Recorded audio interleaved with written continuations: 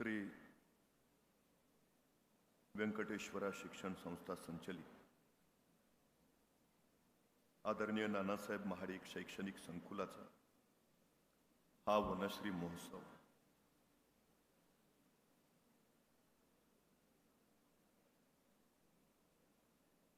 आपण किती उंचीवर पोचलो यावर आपलं यश ठरत नाही, त्या उंचीवर आपण किती जणांना घेऊन आलो यावर आपलं यश ठरतं.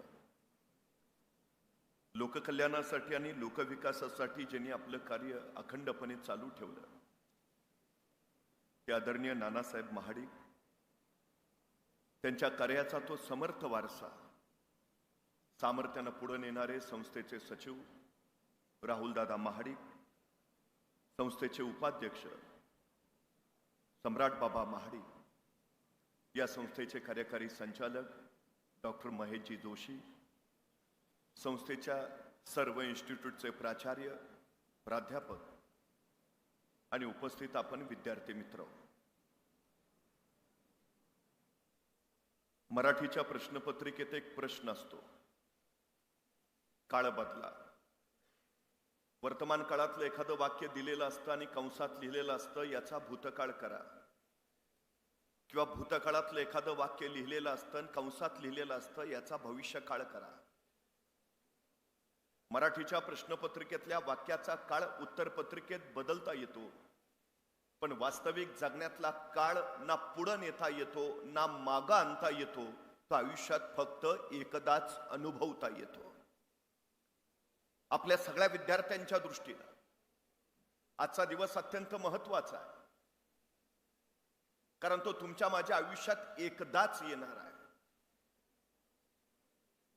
ही संस्था किती महत्वाची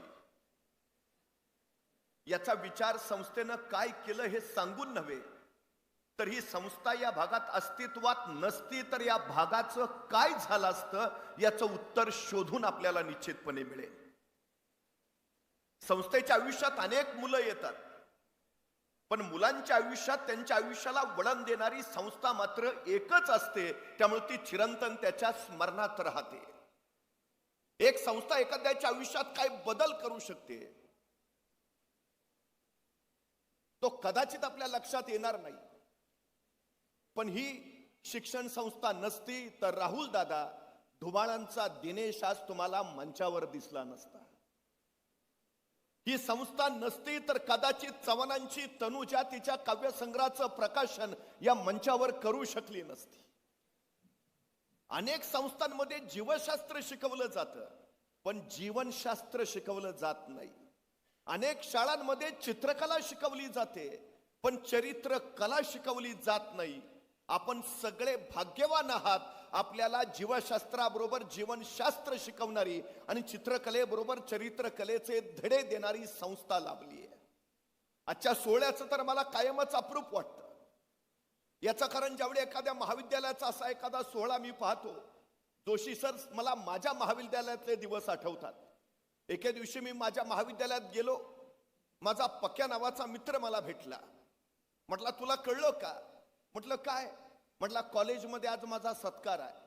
मला काही कळे ना, माझ्या बरोबर एका बेंचवर बसणारा पक्या अचानक सत्काराच्या पात्रतेचा कस काय झाला? मी त्याला विचारलं तुझा सत्कार काय? म्हटला मी शास्त्रज्ञ झालो म्हणून माझा सत्कार आहे. आता मला पुन्हा काही कळे ना, माझ्या बरोबर SY मध्ये शिकणारा पक्या अचानक शास्त्रज्ञ कसा झाला? मी त्याला विचारलं तू कुठला शोध लावला? तो म्हटला मी शास्त्रज्ञ आहे, हा शोध मी लावला. पण आता महाविद्यालयात सत्काराची तयारी चालू होती, त्यामुळे विश्वास ठेवणं भाग होतं. मी त्याला खोदून विचारलं, बाबर तू कुठला शोध लावला, तू शास्त्रज्ञ कसा झाला? त्यावर पक्या मला म्हटला माझं नाव काय? म्हटलं पक्या. पक्याचं उलट काय? म्हटलं कॅप. कॅप इंग्रजी शब्द आहे, त्याला मराठीत काय म्हणतात? म्हटलं टोपी. टोपीचं उलट काय? म्हटलं पिटो. पिटो हिंदी शब्द आहे, त्याला मराठीत काय म्हणतात? म्हटलं मारा. माराचं उलट काय? म्हटलं रामा. रामा म्हणजे श्रीराम, ते कोण आहेत? म्हटलं देव आहेत. देवचं उलट काय? म्हटलं वदे. वदे संस्कृत शब्द आहे, त्याला मराठीत काय म्हणतात? म्हटलं बोले. आणि बोलेचं उलट काय? म्हटलं लेबो. तर लेबो हे शास्त्रज्ञाचं नाव आहे आणि ते माझ्या नावापासून सुरू झालंय, म्हणून मी शास्त्रज्ञ आहे.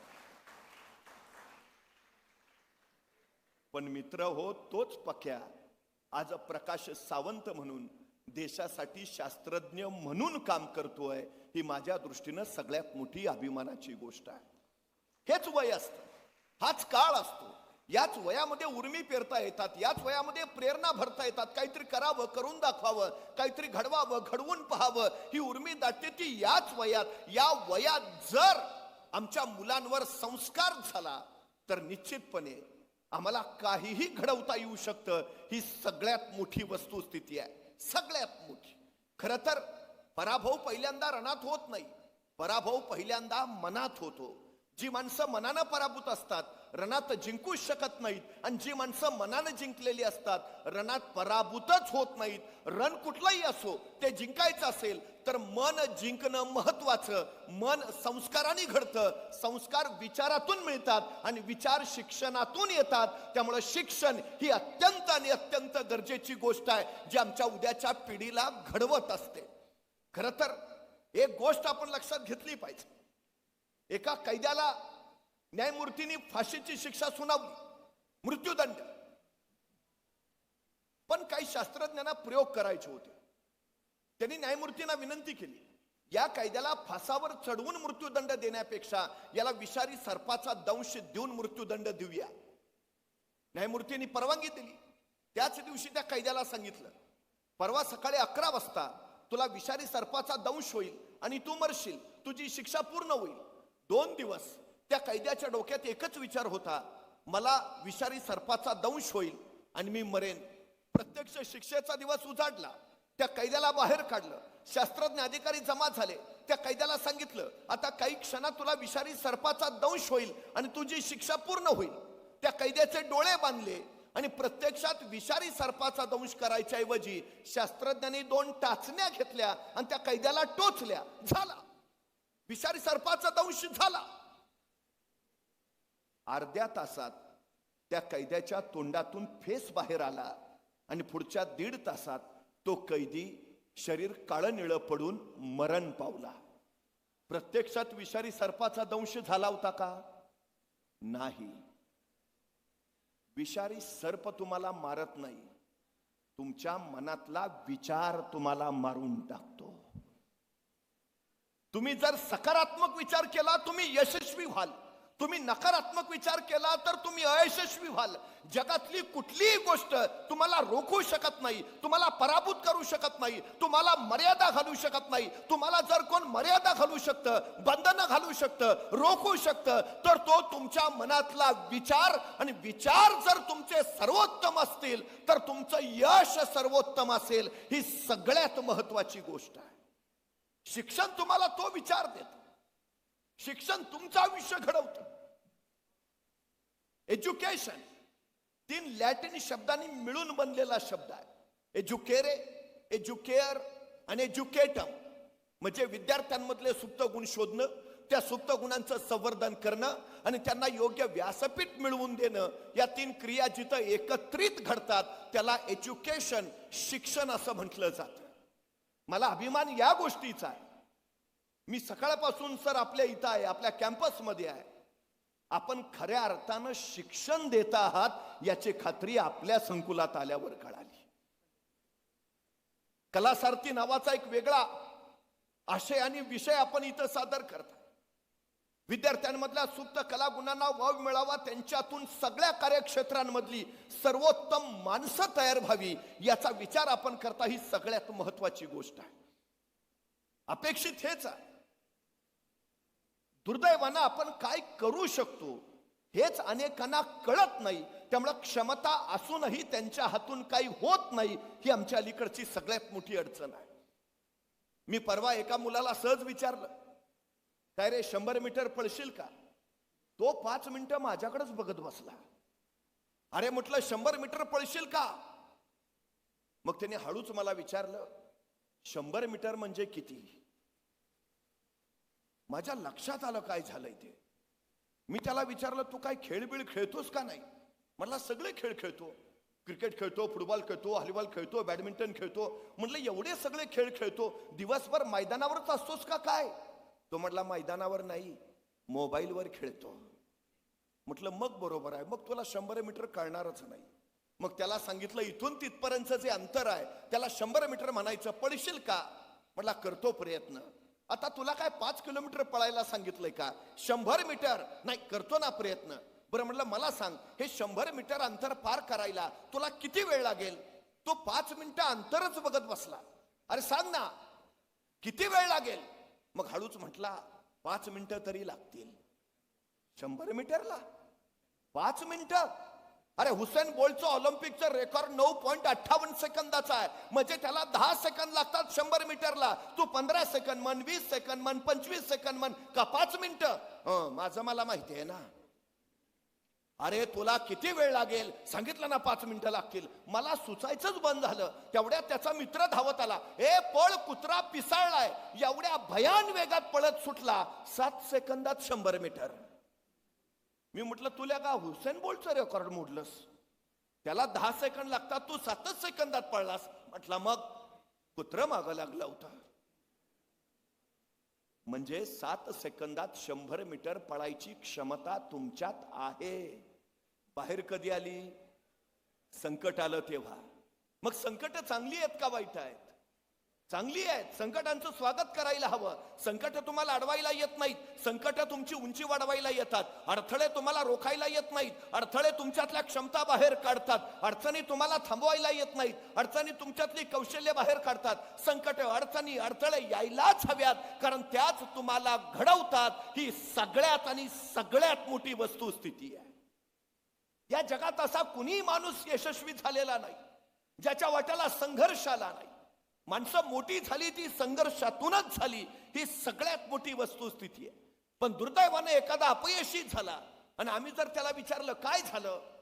आमची परिस्थिती नव्हती हो. तू गप. मला भयान राग येतो असल्या माणसांचा. आमची परिस्थिती नव्हती हो. परिस्थिती माणसाला घडवती नाही आणि परिस्थिती माणसाला बिघडवती नाही. माणूसच परिस्थिती घडवतो आणि माणूसच परिस्थिती बिघडवतो. ही सगळ्यात आणि सगळ्यात मोठी वस्तुस्थिती आहे. सगळ्यात मोठी. या जगामध्ये अशक्य काही नाही. फक्त तुम्ही ठरवायला हवं. काही होऊ शकतं, काहीही होऊ शकतं. फक्त तुम्ही ठरवायला हवं. 27 वर्ष तुरुंगात राहिलेला एक नेता बाहेर पडतो आणि ज्या देशाने त्याला तुरुंगात टाकलं त्याच दक्षिण आफ्रिकेचा तो राष्ट्रपती होतो. हे जर खरं असेल तर काही अशक्य नाही. काही अशक्य नाही. धोतर आणि पंचा घालून पुरी हयात काढणारा एखादा जर आज त्या देशाच्या प्रत्येक नोटेवर दिसत असेल तर या देशात काहीही अशक्य नाही. तुम्ही काही बनवू शकता. मंदबुद्धी म्हणून ज्याला शाळेतून बाहेर काढलं गेलं त्यांनी 10,000 शोध लावले आणि 1,000 प्रयोगाचं पेटंट घेतलं. हे जर घडत असेल तर या जगात काहीही अशक्य नाही. 8 वर्षाचा असताना रेल्वे स्टेशनवर पेपर विकणारा मुलगा जर एपीजे अब्दुल कलाम म्हणून या देशाचा राष्ट्रपती होत असेल तर इथं काहीही अशक्य नाही. काहीही होऊ शकतं. काही.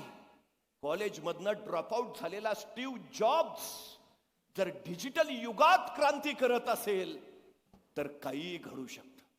अंधाराला घाबरणारा एलॉन मस्क जर जगातला सगळ्यात श्रीमंत माणूस ठरत असेल तर काहीही घडू शकतं. काहीही अशक्य नाही. फक्त तुम्ही ठरवायला हवं. सगळ्यात महत्वाची गोष्ट आहे तुम्ही ठरवायला हवं. एकदा तुम्ही ठरवलं की तुम्ही ते मिळवताच. ही सगळ्यात मोठी वस्तुस्थिती आहे. सगळ्यात मोठी. पण आमची अडचण सगळ्यात मोठी ही आहे, आम्ही ठरवतो कुठं? ठरवायला आम्हाला निर्णयच घेता येत नाही. ही अलीकडच्या पिढीची सगळ्यात मोठी अडचण आहे. सगळ्यात मोठी. सर असं म्हटलं जातं की अजून काय आमची मुलं निर्णय घेण्याच्या वयाची झालीत का? मला प्रश्न पडतो. ज्ञानेश्वरांनी ज्ञानेश्वरी 16व्याच वर्षी लिहिली. छत्रपती शिवाजी महाराजांनी स्वराज्याला सुरुवात 16व्याच वर्षी केली. जगण्याचं तत्वज्ञान शोधायचा प्रयत्न जगद्गुरु तुकोबरायांनी 16व्या वर्षीच चालू केला. मग हे महापुरुष जर वयाच्या 16व्या वर्षी त्यांच्या आयुष्याचं ध्येय ठरवत असतील आणि असंख्यांचं ध्येय घडवत असतील तर आमच्या 15-16 वर्षाच्या पोरांना अडचण काय आहे? आम्ही का मागं राहतो? ज्या वयात आमची पोरं मोबाईलवर रील्स बघत बसतात किंवा रील्स बनवतात त्या वयात छत्रपती शिवाजी महाराजांनी स्वराज्य उभा केलंय. करता येऊ शकत, फक्त आम्ही ठरवायला हवं. सगळ्यात महत्वाची गोष्ट आहे ती. काही ठरवा, काहीही, पण कामाला लागा. इयत्ता 4थीत असताना सचिन तेंडुलकरच्या वडिलांना कळालं हा उत्तम फलंदाजी करतोय, आणि रमेश तेंडुलकरांनी सचिन तेंडुलकरला सांगितलं तू फक्त एवढंच कर, तू फक्त क्रिकेटच खेळ, तू फलंदाजीच कर बस. सचिन तेंडुलकर फक्त तेवढंच करत राहिला. तो क्रिकेटचा देव झाला, भारत रत्न बनला. तुम्ही जेवढ्या लवकर निर्णय घ्याल आणि जितक्या लवकर कामाला सुरुवात कराल तितक्या लवकर तुम्ही अधिक उंचीवर जाल. सचिन तेंडुलकर 12वीला इंग्रजीत नापास आहे, पण आज 12वीच्या इंग्रजीच्या पुस्तकात सचिन तेंडुलकरवर धडा आहे. यशाचा धडा गिरवायला एवढा धडा पुरेसा आहे. तुम्ही ज्या क्षेत्रात आहात खोल खोल खोल जा. ते कधी घडतं, जितक्या लवकर सुरुवात तितक्या लवकर ते अधिक घडतं. माणसं यशस्वी ती जी पटकन निर्णय घेतात आणि कामाला लागतात. पण आमची माणसं निर्णय घेत नाहीत. का? चुकला तर अरे चुकू दे ना, चुकला तर अनुभव येईल आणि योग्य असेल तर यश, तोटा काय आहे, पण सुरुवात तर कर. 1646 साली महाराजांनी तोरणा घेतला, पण त्याच वेळी महाराजांची नजर राजगडावर गेली.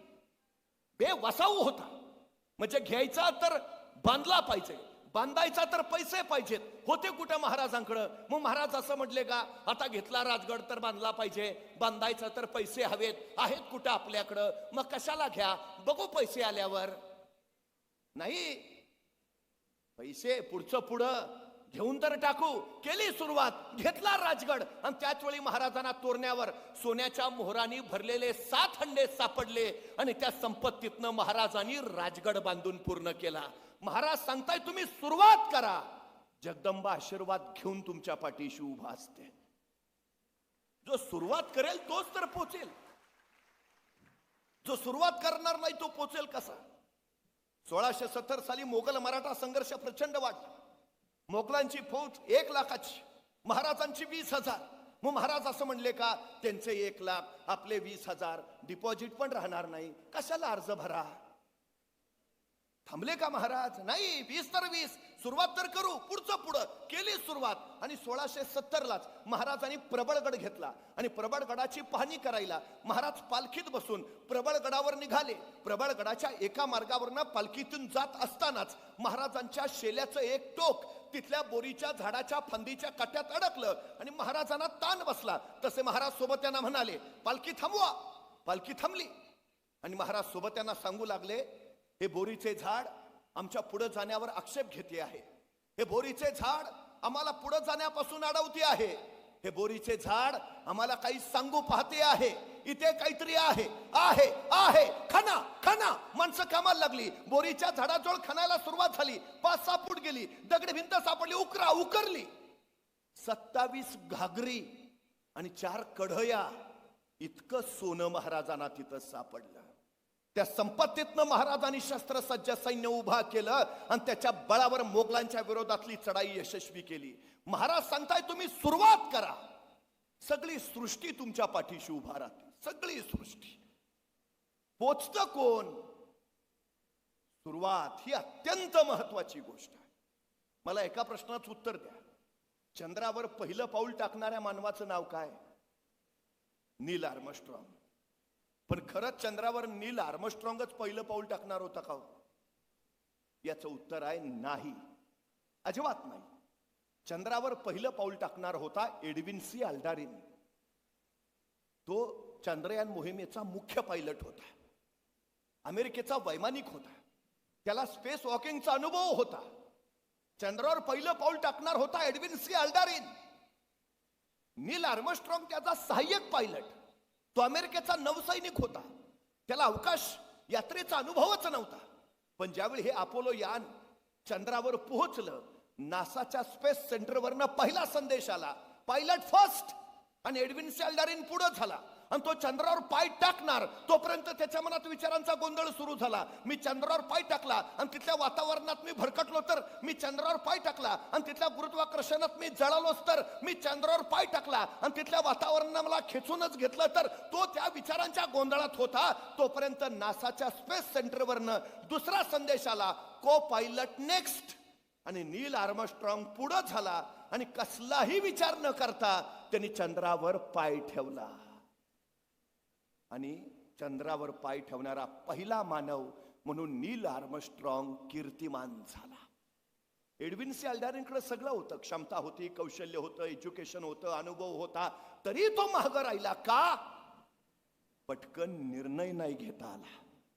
आणि एडविन सी अल्ड्रिन सगळं असूनही माग आणि काही नसताना, अनुभव नसताना, शिक्षण नसताना नील आर्मस्ट्रॉंग कीर्तिमान. मी वारंवार सांगतो, यशस्वी कोण होतं? जे योग्य निर्णय घेतात ते नव्हे, तर घेतलेला निर्णय योग्यच होता हे जे सिद्ध करतात ते. तुम्ही सुरुवात करा, सुरुवात करा. बरोबर चूक हा विचारच नाही, जे करतोय तेच योग्य आहे हे आपल्या कृतीतनं सिद्ध करा. सगळ्यात महत्वाची गोष्ट आहे ती. सगळ्यात 12व्या वर्षी शिवाजी महाराजांचं ध्येय ठरलंय. 12व्या वर्षी शहाजी राजांनी त्यांना मुद्रा दिली, प्रतिपत्य चंद्र लेखे वर्धिष्णू विश्ववंदिता शाह सुनो श्वसैषा मुद्रा भद्राय राजते. 12व्या वर्षी काय करायचंय ठरलंय. 16व्या वर्षी महाराजांनी सुरुवात केली. आधी ठरवा. महाराजांकडे एक सगळ्यात मोठं विलक्षण गोष्ट आहे. खरं तर ॲबे करे नावाचा एक फ्रेंच प्रवासी महाराजांच्या चौलच्या कार्यालयात आला. त्याला राजापूरच्या बंदरात जायचं होतं, पण महाराजांकडून परवाना घेतल्याशिवाय त्याला पुढे जाताच येणार नव्हतं. तो महाराजांच्या कार्यालयात आला खरा, आता परवाना घ्यावा जावं ना त्यांनी, पण या परकीय लोकांकडे एक विलक्षण गोष्ट आहे, जिज्ञासा. परकीय लोक प्रश्न फार विचारतात, विलक्षण जिज्ञासा. म्हणजे आपल्याला आपल्याबद्दल जेवढं माहिती नाही तेवढं आपल्याबद्दल परकीयांना माहिती आहे. का? कारण त्यांच्यात असलेला गुण जिज्ञासा. दुर्दैवानं सर आपल्या विद्यार्थ्यांमध्ये हल्ली जिज्ञासा दिसत नाही. आता सगळे प्राध्यापक इथंच आहेत, ते सांगतील हल्ली आमची मुलं वर्गात प्रश्न विचारत नाहीत. प्रश्न न विचारायची दोनच कारणं असतात, एक सगळं येतंय आणि दोन काहीच येत नाही. मला कधी कधी बरं वाटतं, बरं झालं ते सफरचंदाच्या झाडाखाली न्यूटनच बसला होता. ते नेमकं सफरचंद खाली पडलं आणि त्याला प्रश्न पडला, सफरचंद खालीच का पडलं, आणि मग गुरुत्वाकर्षणाचा शोध लागला. मला खरंच बरं वाटतं, बरं झालं सफरचंदाच्या झाडाखाली न्यूटनच बसला होता. बघा ना, नाहीतर बसला असता आपल्यातला एखादा आणि पडला असतं सफरचंद खाली, काय प्रश्न पडला असता आपल्याला. बरं झालं मी असतानाच पडलं. दुसरा प्रश्न, बरं झालं आणखी कुणी नाही, अकेले अकेले खाएंगे. आणि जर एखाद्याला प्रश्न पडलाच, सफरचंद खालीच का पडलं, आणि त्याने विचारलं वडिलांना, बाबा सफरचंद खाली का पडलं, बाबा म्हणणार खाना मुकाट्यानं, का डोक्याला ताप देतो, आई ते व्याप कमी आहेत का, संपला आमचा न्यूटन सफरचंदाच्या झाडाखालीच. सगळ्यात महत्वाची गोष्ट जिज्ञासा. प्रश्न विचारायला हवेत. प्रश्न तुम्हाला उत्तरं देतात, उत्तरं तुम्हाला माहिती देतात, आणि माहिती तुम्हाला ज्ञान देते, आणि ज्ञान तुम्हाला यश देतं. ही सगळ्यात महत्वाची गोष्ट आहे, सगळ्यात महत्वाची. सुरुवात करणं म्हणजे ज्ञानाच्या दिशेनं जाणं, ज्ञान मिळवणं म्हणजे उद्याच्या उज्ज्वल भविष्याची पायाभरणी करणं. आमच्या सगळ्यात महत्वाच्या गोष्टी आहेत त्या. निर्णय घ्या, काय व्हायचंय आपल्याला, काय करायचंय आपल्याला, ही सगळ्यात महत्वाची गोष्ट आहे. ज्यांना ज्यांना हे कळालं ती माणसं मोठी झाली. त्या माणसाने इतिहास घडवला, त्या माणसाने जगामध्ये क्रांती केली, त्या माणसाने जगामध्ये बदल केला. आमच्या उद्याच्या पिढ्यांनी पहिलं हे लक्षात ठेवायला, तुम्हाला डॉक्टर व्हायचं आहे, तुम्हाला इंजिनियर व्हायचं आहे, तुम्हाला शास्त्रज्ञ व्हायचं आहे, तुम्हाला अभिनेता व्हायचा आहे, तुम्हाला क्रिकेटपटू व्हायचाय, तुम्हाला कवी व्हायचाय, तुम्हाला नाटककार व्हायचाय, काय व्हायचंय ठरवून घ्या आणि कामाला लागा. सगळ्यात महत्वाचं यशाचं कारण काय, सुरुवात करा, बस तुम्ही पोचून जा. बाकी दुसरं काही नाही. एका वर्तमानपत्रामध्ये जाहिरात आली होती, गेल्या 25 वर्षात ज्याच्या हातून एकही अपघात झाला नाही अशा ड्रायव्हरने मुलाखतीला यावं. काही ड्रायव्हर मुलाखतीला आले, मुलाखत चालू झाली. पहिल्या ड्रायव्हरला विचारलं, काय हो गेल्या 25 वर्षात तुमच्या हातून एकही अपघात नाही? तो म्हणला, अजिबात नाही, विषय नाही, प्रश्नच नाही. फक्त एकदा गाडी ब्रेक फेल झाली म्हणून दरीत कोसळलो, पण बाकी कुठे टच नाही. त्याला म्हटले चला बाजूला. दुसऱ्याला विचारलं, गेल्या 25 वर्षात तुमच्या हातून एकही अपघात नाही? म्हटलं अजिबात नाही, विषयच नाही, फक्त एक जण पुढनं येऊन माझ्या अंगावर आदळला तेवढेच काय ते, पण बाकी कुठं धक्का नाही. त्यालाही म्हटले चला बाजूला. तिसऱ्याला विचारलं, गेल्या 25 वर्षात तुमच्या हातून एकही अपघात नाही? तो म्हणला अजिबात नाही, विषय नाही, प्रश्नच नाही, साक्षी पुरावे कागदपत्र सगळं तपासलं. या माणसाच्या हातून गेल्या 25 वर्षात एकही अपघाताची नोंद नाही. या मुलाखत घेणाऱ्याला आश्चर्य वाटलं. त्यानं न राहून विचारलं, गेल्या 25 वर्षात तुमच्या हातून एकही अपघात नाही, तुमच्या या यशाचं रहस्य काय? समोरचा ड्रायव्हर शांतपणे म्हणाला, गेल्या 25 वर्षापूर्वी माझी गाडी जी मी एकदा गॅरेजला लावली परत बाहेरच नाही काढली. ज्यांच्या गाड्या गॅरेजला त्यांचा अपघात व्हायचा विषयच येत नाही, पण ज्यांच्या गाड्या गॅरेजला त्यांना आयुष्यात कधी ध्येयही गाठता येत नाही. ही सगळ्यात महत्वाची गोष्ट आहे. ध्येय गाठायचं असेल तर गाड्या रस्त्यावर आणाव्याच लागतील. आणि रस्ते म्हणले तर खड्डे ठरलेले, टक्केटोणपे ठरलेले, ऊन वारं वादळ पाऊस हे सगळं झुंजणं ज्याला जमतं त्याला यश जिंकता येतं. ही सगळ्यात मोठी वस्तुस्थिती आहे, सगळ्यात मोठी. कष्टाशिवाय कुणालाही यश मिळालेलं नाही. यशाला शॉर्टकट नसतो. बलाढ्य यश मिळवायचं असेल तर कष्टही बलाढ्यच करावे लागतील. ही सगळ्यात मोठी वस्तुस्थिती आहे, सगळ्यात मोठी. पण सगळ्यात अडचणीची गोष्ट सध्याची आमची आहे. मला कधी कधी प्रश्न पडतो, माणसं यशस्वी कोण? ज्याच्यामध्ये सेल्फ कॉन्फिडन्स आहे. तो येतो कुठून? तो अनुभवातून येतो. अनुभव मिळतो कसा? तो सततच्या कृती करण्यानं येतो. सततची कृती याचा अर्थ आहे सातत्य. तुम्ही काय करताय?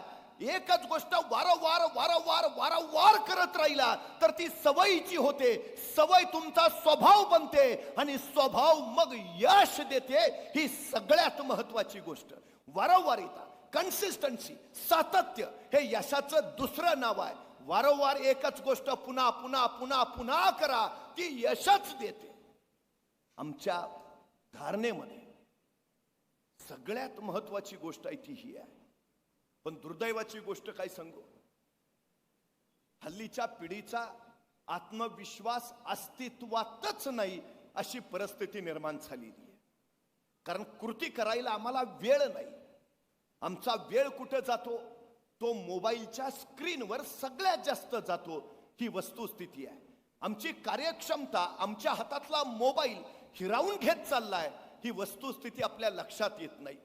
परवा भारताचे पंतप्रधान नरेंद्र मोदी यांची एलॉन मस्क सोबत एक भेट झाली. मीडियामध्ये त्याचे फोटो आलेत. नरेंद्र मोदींच्या सोबत हस्तांदोलन करताना एलॉन मस्कची दोन्ही मुलं आहेत. एलॉन मस्क तर डिजिटल युगातला क्रांतिकारक आहे. अफाट क्रांती केली त्यांनी डिजिटल युगात. मग त्याच्या मुलांच्या हातात काय असायला हवं? मोबाईल असायला हवा, लॅपटॉप असायला हवं. तुम्ही तो फोटो जर नीट बघितला तर लक्षात येईल, एलॉन मस्कच्या दोन्ही पोरांच्या हातात मोबाईल नाही, लॅपटॉप नाहीत. त्याच्या दोन्ही पोरांच्या हातात पुस्तक आहेत. पुस्तक आहेत. जो स्वतः डिजिटल युगात क्रांती घडवून आणतो तो सुद्धा स्वतःच्या मुलाला मोबाईल देत नाही. स्टीव्ह जॉब्सनं तर क्रांती केली मोबाईल युगात. पण स्टीव्ह जॉब्स सांगतो, मी माझ्या मुलांना 18 वर्षाचे होईपर्यंत मोबाईल दिलाच नाही आणि कुणी देऊही नाही. आमचं काय नुकसान होतं हे दुर्दैवानं आमच्या लक्षात येत नाही, अजिबात येत नाही. मला एका प्रश्नाचं उत्तर द्या. तुम्ही सगळे टीव्ही बघता ना? तुम्ही टीव्हीवर कधी ऑडीची जाहिरात बघितली आहे का? मर्सिडीजची, रेंज रोवर, रोल्स रॉयस या गाड्यांच्या जाहिराती टीव्हीवर कधी दिसत नाहीत. त्यांच्या कंपन्या या जाहिराती टीव्हीवर दाखवतच नाहीत. कारण काय माहिती आहे? कारण या गाड्यांच्या कंपन्यांना माहिती आहे टीव्ही बघत फालतू वेळ खर्च करणाराची पात्रता ऑडी मर्सिडीज सारखी गाडी घ्यायची असू शकत नाही. हा आपला ग्राहकच नव्हे, ते दाखवतच नाही. नाहीच आहे तो ग्राहक आपला. बरं, मोबाईलवर कधी जाहिरात बघितली का तुम्ही ऑडीची मर्सिडीजची? नाही. मग मोबाईलवर जाहिरात कुठली? रमी सर्कल 3000 कमाओ. कोण आहे आपण? मी वारंवार सांगतो तुम्हाला 3000 कमवायचे आहेत का महिन्याला? बिंदास्तपणे मोबाईल हातात घेऊन फिरा. तुम्हाला 30,000 कमवायचे आहेत का फक्त महिन्याला? बिंदास टीव्ही बघा. पण तुम्हाला महिन्याला जर 3 लाख मिळवायचे असतील, 3 करोड कमवायचे असतील तर टीव्ही मोबाईल हे तुमच्यासाठी नाहीत, हे पहिलं लक्षात असू द्या. काय करायचंय तुम्हाला? तुम्ही कोण होणार हे तुम्ही काय करता याच्यावरनं ठरत असत. वेळ फार महत्वाची आहे, फार महत्वाची. वेळ साठवता येत नाही, वेळ गोठवता येत नाही, वेळ घड्याळ बंद करून वाचवता येत नाही, वेळ कुणाला उधार देता येत नाही, कुणाचा तासभर वेळ आपल्यासाठी उसना घेता येत नाही. वेळ एकदाच हाताशी येतो. आल्या क्षणाची जर संधी करता आलं आणि संधीचं जर सोनं बनवता आलं तर त्याला जिंकता येतं. एक गोष्ट कायम लक्षात ठेवा, 4 गोष्टी मिळाल्यात आम्हाला: वेळ, पैसा, शरीर आणि भावना. मुबलक आहेत आणि मोफत आहेत. 4ही गोष्टी खर्च करता येतात. वेळ खर्च नका करू, गुंतवणूक करा वेळेची, जेणेकरून आत्ता गुंतवलेला वेळ आयुष्यभर परतावा देईल. 50 वर्षाचं आयुष्य आहे छत्रपती शिवाजी महाराजांचं, पण 50 वर्षाच्या आयुष्यात एकही घटना अशी नाही, एकही प्रसंग असा नाही की ज्याचं महाराजांनी नियोजन केलं नाही. अहो ते जाऊ द्या, आईच्या गर्भात असतानाच ज्यांच्या आयुष्याचं नियोजन ठरलंय असे जर कुणी महापुरुष या सृष्टीत जन्माला आले असतील तर छत्रपती शिवाजी महाराजांशिवाय दुसरं नाव नाही. जन्माला यायच्या आधीच ठरलंय का जन्माला यायचंय, जन्माला यायच्या आधीच ठरलंय जन्माला येऊन काय करायचंय. 50 वर्ष एकही घटना नाही ज्याचं महाराजांनी नियोजन केलं नाही. महाराजांच्या आयुष्यात एक आणि एकमेव घटना ज्याचं महाराजांनी नियोजन केलं नाही ते म्हणजे त्यांचा मृत्यू. फक्त त्याचंच नियोजन नव्हतं, त्याचंच. पण जगाच्या पाठीवरचा सगळ्यात कमी कालावधीत घडलेला इतिहास, कमी कालावधीत घडलेली क्रांती, 750 वर्षाचं पारतंत्र्य महाराजांनी फक्त 30 वर्षात हटवलं. 30 वर्षात क्षण क्षण स्वराज्यासाठी. स्वराज्य हाच ध्यास आणि स्वराज्य हाच श्वास. एक क्षण महाराजांनी वाया घालवलेला नाही, एक क्षण. प्रत्येक क्षण गुंतवलाय स्वराज्यासाठी, प्रत्येक क्षणाची गुंतवणूक आहे स्वराज्यासाठी. 450 वर्ष झाली महाराजांनी त्यावेळी केलेल्या वेळेच्या गुंतवणुकीचा परतावा अजून आम्ही घेतोय. हजारो वर्षा पुढच्या पिढ्या घेत राहतील. वेळ वाया नका घालू, खर्च नका करू, गुंतवणूक करा, म्हणजे आयुष्यभर त्याचा परतावा मिळेल. आयुष्यभर. पैसा वडिलांनी कमावलेला असेल तर उत्तमच, मोफतच आपल्यासाठी. खर्च नका करू. असलेला पैसा त्याची गुंतवणूक करा, म्हणजे गुंतवलेला पैसा आयुष्यभर परतावा देईल. आयुष्यभर. करोडपती नसणारी लोक रस्त्यावर येताना वेळ नाही लागलेला, आणि रस्त्यावरची माणसं करोडपती झालेली बघितली तर लक्षात येतं त्यानं सगळ्यात पहिली गोष्ट केली आहे, पैसा खर्च नाही केला, पैसा गुंतवलाय. गुंतवलाय. तिसरी गोष्ट आहे तुमच्या आयुष्यातली भावना. हा काळ थोडा वेगळा असतो. 16वं वरीस धोक्याचं असंही आम्हाला सांगितलं जातं. पण हे कुणासाठी? तर ज्ञानेश्वर 16व्या वर्षी ज्ञानेश्वरी लिहित असतील तर 16वं वरीस धोक्याचं आहे का? ते कर्तृत्वाचं आहे. 16व्या वर्षी छत्रपती शिवाजी महाराज जर स्वराज्याची शपथ घेत असतील तर ते धोक्याच आहे का? ते तर इतिहास घडवण्याचं वय आहे. मग आमच्या पोरांची अडचण काय आहे?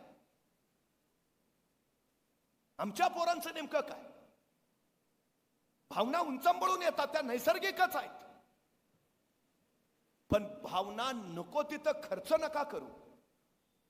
भावनांची स्वतःच्या ध्येयासाठी गुंतवणूक करा, म्हणजे गुंतवलेल्या भावना तुम्हाला आयुष्यभर परतावा देतील. आयुष्यभर भावना सुद्धा गुंतवायता येतात.